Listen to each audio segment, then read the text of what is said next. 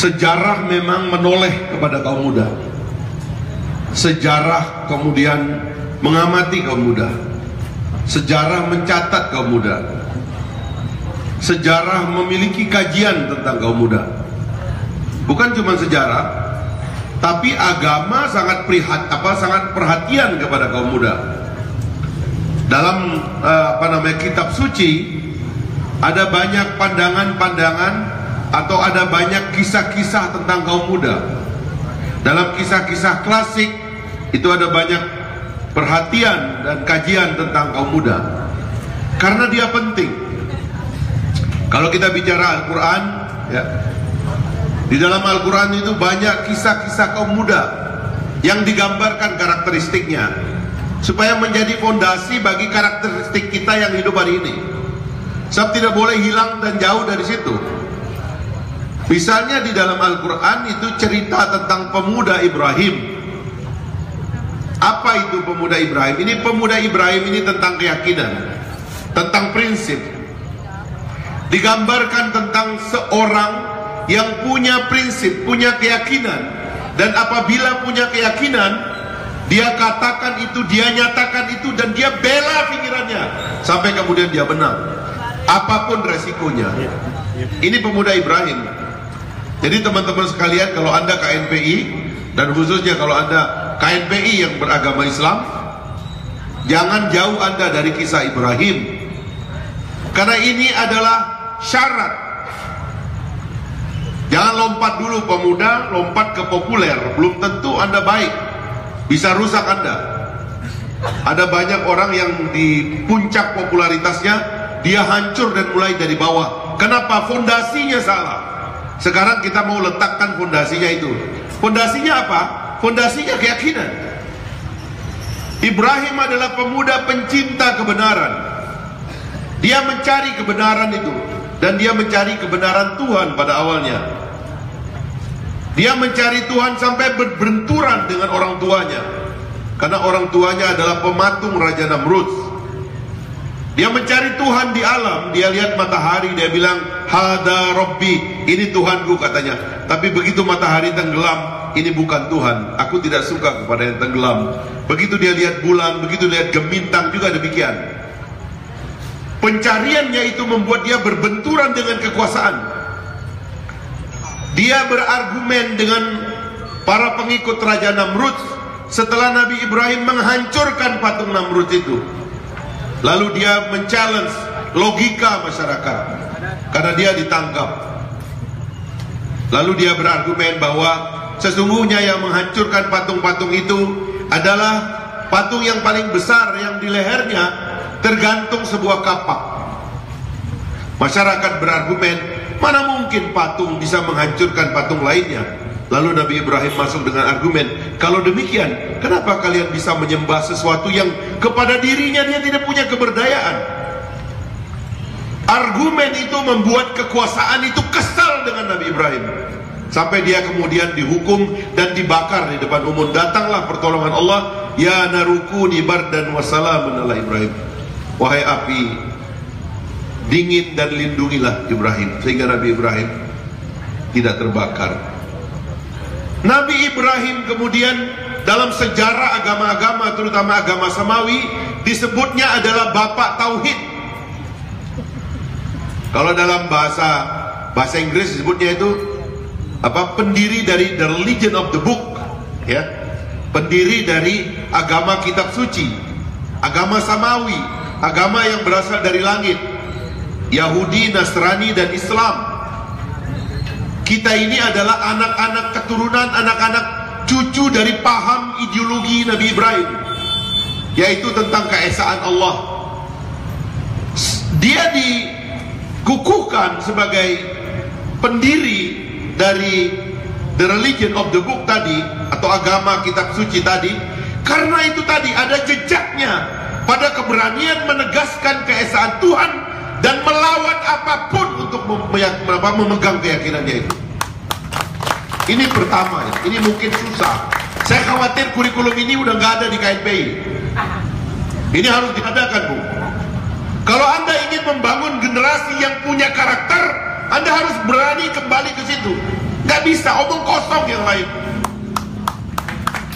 Pemuda Indonesia akan kekosongan jiwanya kalau tidak berangkat dari pondasi iman dan keyakinannya. Omong kosong.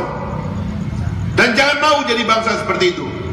Ini bangsa yang tidak lama lagi akan diambil alih oleh negara lain. Sekarang ini lagi ada perang opium. Impor opium ke negara kita ini sekarang ini berjuta-juta ton dan kita tidak ketahui. Yang ketahuan itu 10% dari yang berhasil masuk. Saya dengar tadi dari Pak Sekda, gubernur pun lagi pusing katanya. Saya juga kaget kemarin tiba-tiba di kampung saya di Utan itu ada penggerebekan dengan uang ratusan juta peredaran narkotika. Karena masyarakat yang jiwanya kosong. Kekosongan ini menciptakan kegalauan dan kegalauan ini memudahkan infiltrasi orang kepada kita. Maka kembalilah kepada keyakinan. Itu penting. Dan itu adalah observasi dari agama-agama dan observasi dari Al-Quran tentang pemuda.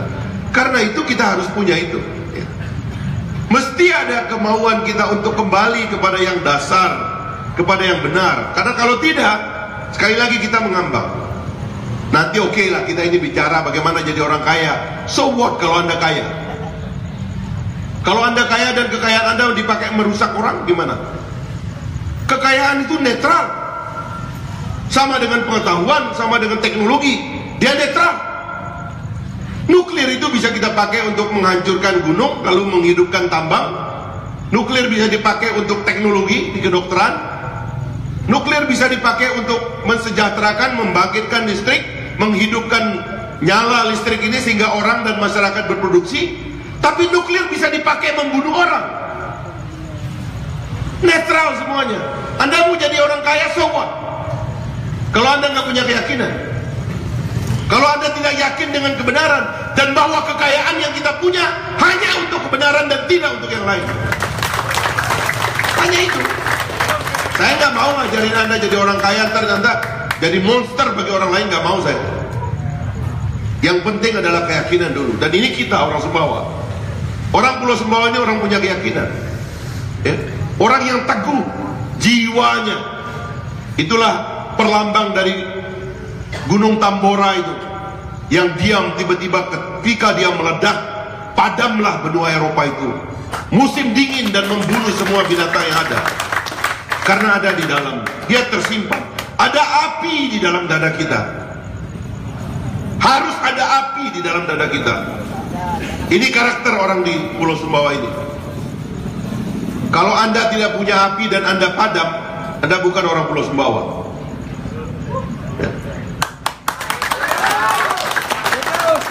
Jadi itu yang pertama. Banyak contoh-contoh lain ada pemuda, terutama karena qudwah hasanah kita Nabi Muhammad SAW adalah contoh yang paling ideal tentang bagaimana pemuda itu. Karena Nabi itu tidak saja pribadinya, tapi pikirannya yang komprehensif. Beliau adalah anak yatim yang oleh Allah diajarkan kepadanya tentang cara hidup yang unggul. Kata beliau suatu hari, "Addabani Rabbi fa ahsani ta'dibi." Sesungguhnya Tuhan telah mengajarkan kepadaku kehidupan dan pendidikan yang terbaik. Makanya Syekh Al-Buti mengatakan hikmah dari diwafatkannya orang tua beliau, karena bapak beliau meninggal 6 bulan sebelum beliau dilahirkan, dan ibu beliau meninggal 6 tahun setelah beliau dilahirkan. Lalu beliau diasuh oleh banyak orang. Kata para sejarawan, hikmahnya adalah karena Tuhan ingin mendidiknya secara langsung. Itu sebabnya suatu hari beliau mengatakan, "Addabani Rabbi fa ahsani ta'dibi." Sesungguhnya Tuhan telah memuliakanku dengan mendidikku secara langsung. Coba lihat rute dari hidupnya itu, luar biasa. Sesuatu yang kita ini susah mencapainya. Ketika kecil beliau menggembala di Bani Sa'ad. Tadi dikritik sama Pak Sekda tadi. Itu tentang kefasihan. Mulutnya perlu dilatih. Ini banyak orang gak sekolah tapi mulutnya pintar jadi orang kaya. Sekolah tinggi-tinggi tapi gak fasih, berbahaya. Rasul itu dibinanya di Bani Sa'ad. Bani Sa'ad itu adalah kabilah yang berbahasa paling fasih di Jazirah Arab itu. Makanya kalau Nabi berbicara orang terdiam, karena kata-katanya itu mempesona dan memukau. Penting Penting itu, belajar itu. Anak-anak jangan sedikit, diam kamu anak kecil, nggak boleh begitu. Biarin ngoceh. Masa dengar suara anak aja susah? Orang kita mendengar pemimpin yang nggak jelas saja kita kuat kok. Jadi beliau dibina di Bani Sa'ad mengembala domba. Mengembala domba itu leadership, ya. Maka kita kalau ada anak-anak kita, dia dengan binatang, dia suruh melihara kambing, dia suruh masukin. Dulu kami di kampung waktu kita kecil, nah sudah maghrib, masukin ayammu ke dalam kandang. Kita marah. Paling tidak itu pelajaran. Karena begini ya, tidak ada bahasa logis kepada binatang. Kepada binatang itu bahasa jiwa. Seorang lelaki atau seorang perempuan yang dapat menundukkan binatang sehingga dia teratur dalam perjalanannya adalah orang yang telah melatih bahasa jiwanya. Itu penting. Ada kejadian yang luar biasa di Bani Sa'ad itu. Suatu hari Nabi ditangkap, dadanya dibedah, lalu hatinya dicuci dengan air Zam-Zam. Saya membaca makna dari peristiwa ini karena itu kan tidak masuk di akal kita sekarang. Karena yang melakukan itu malaikat. Istri saya kebetulan dokter bedah, dia juga ahli bedah. Kalau saya tanya itu tidak masuk akal, tapi itu kan malaikat dan ada dalam sejarah, kita terima. Tapi yang saya tangkap begini, pemimpin itu, atau apalagi nanti beliau akan jadi nabi, pemimpin itu hatinya harus bersih. Maka Tuhan memerintahkan malaikat mencuci hati Nabi Muhammad. Kita ini kalau mau jadi pemimpin, mau jadi pemuda yang dibanggakan masyarakat, hati kita harus bersih, gak boleh kotor. Makanya kalau kita maju jadi pemimpin, perlu tanya juga, saya ini bersih apa tidak hati saya. Ada doa yang diajarkan oleh Rasul, Allahumma kama hassanta khalqi fa ahsin khuluqi. Ya Tuhan, sebagaimana Engkau telah perbaiki wajahku, maka perbaikilah akhlakku. Bersih hati kita. Anda akan survive menghadapi hidup yang begitu rumit asalkan hati Anda bersih. Tapi kalau hati Anda kotor, Anda akan bisa dijebak, gampang diserimpung orang. Tapi kalau hati bersih, insya Allah jalan terus. Dan itu diajarkan atau dilakukan sejak dini kepada Nabi kita. Pada usia muda beliau ikut pramuka, kepanduan, ikut berperang. Militerisme itu salah satu karakter kaum muda. Ini yang sekarang kurang. Makanya saya kalau kita jadi pemimpin ya, ini nanti bab pemimpin kita bahas. Sebab tadi ada yang bahas soal pensiun tadi. Tapi begini maksudnya, kalau kita sempat memimpin bangsa ini, satu yang harus kita wajibkan adalah wajib militer. Pemuda-pemuda itu harus berlatih disiplin. Jangan dari kecil sudah jadi penghayal, atau dari kecil semua pengen jadi seniman karena cepat populer, masang kamera di YouTube, nyanyi-nyanyi di situ, tiba-tiba meledak. Itu kan umurnya cuma 1-2 hari. Tapi kedisiplinan, belajar militer, belajar mengelola hidup yang teratur, itu penting bagi kita, dan itu diajarkan oleh Nabi kita tadi. Kalau kita mau menjadi pribadi yang unggul, kira-kira dalam rute itu, begitulah cara mendidik Nabi.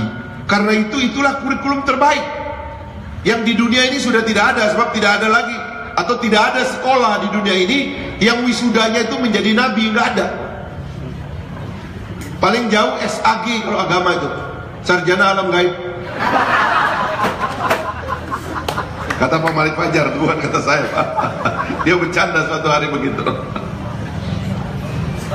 Kira-kira begitulah hidup yang kita harus tempuh. Nah teman-teman sekalian, itulah pandangan perhatian sejarah kepada kaum muda. Sekarang kita nengok ke bangsa kita sendiri.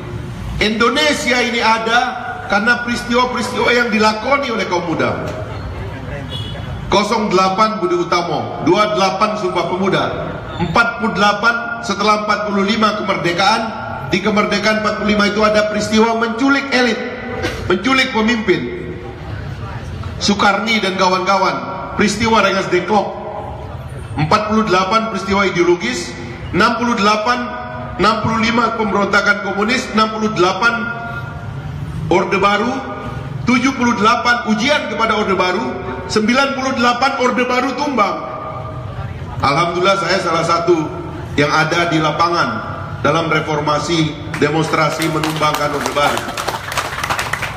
Ini setiap 20 tahun nih, 08, 28, 48, 68, 78, 98 orde baru tumbang. 2018 tahun ini, ada apa tahun ini?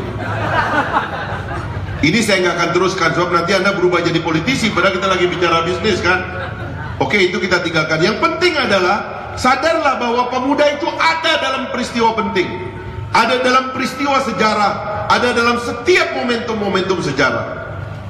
Banggalah sebagai pemuda dan masih menjadi pemuda, terutama yang aktif di KNPI, tempat Anda berlatih untuk memperkuat kepribadian dan jati diri Anda, menyosong masa depan Anda. Nah, terakhir, ini soal bisnis ini. Teman-teman sekalian, kalau kita kembali kepada dalil ya, atau sains juga lah, tentang formasi masyarakat ya. Kata Ibnu Khaldun, manusia lahir dengan insting mencari makan. Sains mengatakan setiap bayi lahir ingin menyusui dan mencari susu ibunya. Makanya ada teori inisiasi menyusui dini. Ya, yang cepat menjangkau air susu ibunya, dia itu anak cerdas nantinya. Manusia lahir dengan insting mencari makan. Karena itu pada dasarnya tidak ada orang mau miskin. Semua orang ingin hidup bahagia, sejahtera, dan mencari makan atau berkegiatan ekonomi salah satu insting dasarnya. Maka sebetulnya kalau kita bicara rezeki, Nabi mengatakan 19 dari 20 pintu rezeki ada pada perniagaan, ada pada perdagangan. Ya, itu sebabnya juga kenapa Nabi kita juga adalah pedagang. Dia adalah pedagang. Nabi itu berdagang luar biasa kemampuannya itu. Sampai-sampai digambarkan dalam banyak tarikh, beliau itu kalau ada pasar Yahudi di situ, dia bikin pasar baru di sebelahnya. Lama-lama orang itu pindah semua ke sana. Ini bangkrut dia bikinnya, saking hebatnya. Kepintarannya itu menyebabkan Siti Khadijah tertarik, lalu meminta kepada Rasul untuk mengelola aset Khadijah. Kekayaan Khadijah berlimpah, sampai Khadijah ingin melamar Nabi. Nabi melamar balik dan melamar Siti Khadijah dengan 500 ekor unta. 500 unta itu kira-kira kalau zaman sekarang 500 Innova. Punya berapa Innova, Bu? Hah? Berarti nggak bisa melamar lagi deh. Siapa yang punya 500 Innova di sini? Di Dompu ini? Nggak ada ya? Pak Sekda punya berapa? Innova dinas 1 ya? Atau motor bebek, ada 500 motor bebek? Nggak ada. Atau 500 pohon jagung? Kaya, memang kaya. Usia 25 tahun anak muda ini melamar orang kaya, Siti Khadijah itu konglomerat Mekah dengan 500 ekor unta. Artinya Nabi itu pedagang, dan pedagangnya beneran. Sampai kemudian umur 40 tahun terima wahyu, baru beliau berhenti total karena mengurusi dakwah. Pesannya adalah, saya karena mendengar Pak Sekda di Bima dan Dompu, agak sedih saya mendengarnya. Katanya bapak-bapak itu kalau dilamar sama pemuda, dia tanya PNS apa bukan. Wah, ini sesat, ini masyarakat kayak gini nggak boleh dibiarkan. Nggak boleh. PNS itu dan pejabat pegawai negeri itu, ya mohon maaf ini Pak Polisi dan Pak Militer kita ini, itu adalah tempat yang paling menyedihkan. Sudah gaji kecil, kelihatan kaya sedikit, dicurigai. Pokoknya ngos-ngosan. Makanya Nabi mengatakan 19 dari 20 pintu rezeki itu pada perniagaan. Yang satu itu yang direbutkan oleh PNS. Termasuk saya sama Pak Sekda itu, rebutan di situ. Makanya ribut. Yang satu ini diributkan terus, OTT itu. Kayak orang gila itu KPK itu, OTT kiri kanan tuh. Karena itulah kita sekarang mobilisir diri kita pada perniagaan. Nabi itu di awal-awal itu para sahabatnya berdagang semua. Rata-rata punya kesibukan. Begitu dia hijrah ke Madinah, itu ditawarkan banyak hal. Semua menawarkan barang, semua menawarkan tanah, semua menawarkan rumah. Tapi mereka menolak dan mereka mengatakan satu kalimat, tunjukkan kepadaku di mana pasar. Ada sahabat Nabi, Abdurrahman bin Auf namanya. Dia bilang saking mampunya dia berdagang itu, kalau dia pegang batu itu seperti berubah jadi emas. Karena sanggupnya merubah apa yang ada di alam ini jadi uang. Nah sekarang ini saya kira itulah keterampilan teknis yang harus terus kita kembangkan. Bagaimana agar anak-anak muda punya kemampuan insting berbisnis, sehingga nanti kalau kita datang ke Dompu dan Bima ini, umumnya orang-orang tuh jadi pedagang. Tadi saya bangga sekali diperkenalkan oleh Bapak Bupati beberapa anak muda yang katanya ini punya sapi 200 ekor, ya ini punya tanah sekian ratus hektar, bangga itu mendengarnya itu. Karena ekspansi dari modal asing juga sedang datang ke negara kita. Kalau kita tidak bersiap dari pedagang, tanah kita nanti dikeruk dan diambil orang, dan kita semua menjadi penonton. Pembangunannya bukan lagi pembangunan Dompu, pembangunan di Dompu. Modalnya modal orang, tempatnya memang di Dompu, modalnya orang, pabriknya orang, produknya produk orang, nanti bahkan SDM-nya orang punya itu, datang dari tempat yang kita nggak tahu. Kita cuma nonton dari jauh. Itu tidak boleh terjadi. Karena itu kesiapan kita untuk menjadi pedagang harus betul-betul ideologis. Jadi tugas KNPI ini sebagai penutup, Anda mengideologisasi pemuda Dompu ini supaya semuanya jadi pedagang. Assalamualaikum warahmatullahi wabarakatuh. Waalaikumsalam warahmatullahi wabarakatuh.